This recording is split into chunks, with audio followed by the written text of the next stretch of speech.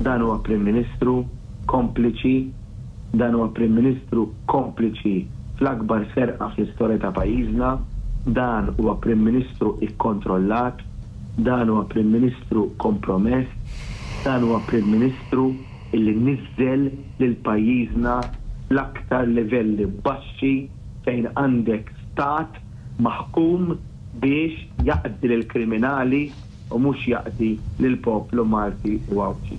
Altru milli jieħdu ħsieb is-saħħa tagħna, dawn ħadu is-saħħa tal-Maltin. Qal il-kap tal-Partit Nazzjonalista Bernard Grech waqt intervista li saritlu s-sibt filgħodu fuq Net FM fejn fakkar li Robert Abela kien kompliċi fid-deal fraudolenti li sar ma' Vital Stewart u li kien ilu jaf din il-ħadma mill-2021. Bernard Grech qal li jekk verament il-Labour kellu l-interess tal-poplu f'moħħu kien iwaqqaf il-kuntratt imma dan ma setawx jagħmluh għaliex ridu jkomplu jdaħlu il-flus fil-but. Il-kap tal-Partit Nazzjonalista qal li Robert Abela għaddilhom 280 miljun euro lil Vital Stewart mingħajr ma sar l-ebda investiment. Kien hawnhekk fejn qal li Robert Abela huwa kompliċi f'din l-akbar serqa. Huwa parti essenzjali minn dan l-ingann u Robert Abela mill-iktar. Kif għamel Joseph Muscat u komplaw.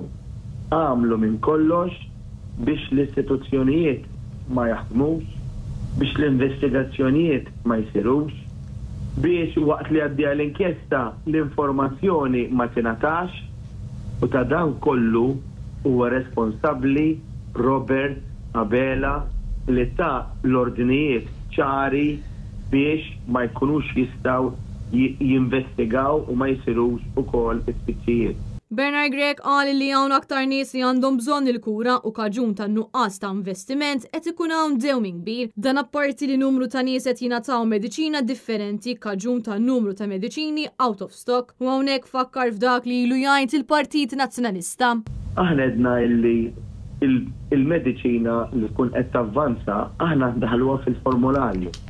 U sakemm indaħluha fil-formularju nagħtuk id-differenza fi flus bejn dak li inti qed tixtri u dak li jista' jingħatalek xejn ħalli inti għall-inqas inkunu qegħdin ngħinuk għall-ispiża. Imbagħad ikollok il-mediċina adegwata li tingħatalek ukoll.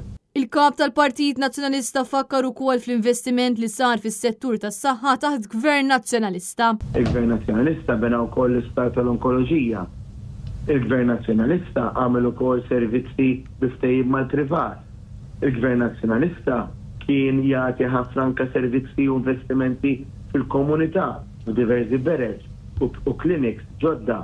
Dan kollu sar fil-Gvern Nazzjonalista u għalhekk is-saħħa taħt Gvern Nazzjonalista kienet state of the art. Intant Bernard Grech qal il-Partit Nazzjonalista se jkompli jagħmel pressjoni sabiex isir l-investiment li ma sarx fil-perjodu ta' Vital Stewart fost l-oħrajn li jinbena l-isptar ġdid f'Għawdex kif ukoll li jinbena l-isptar mentali bis-swit l-isptar Mater Dei.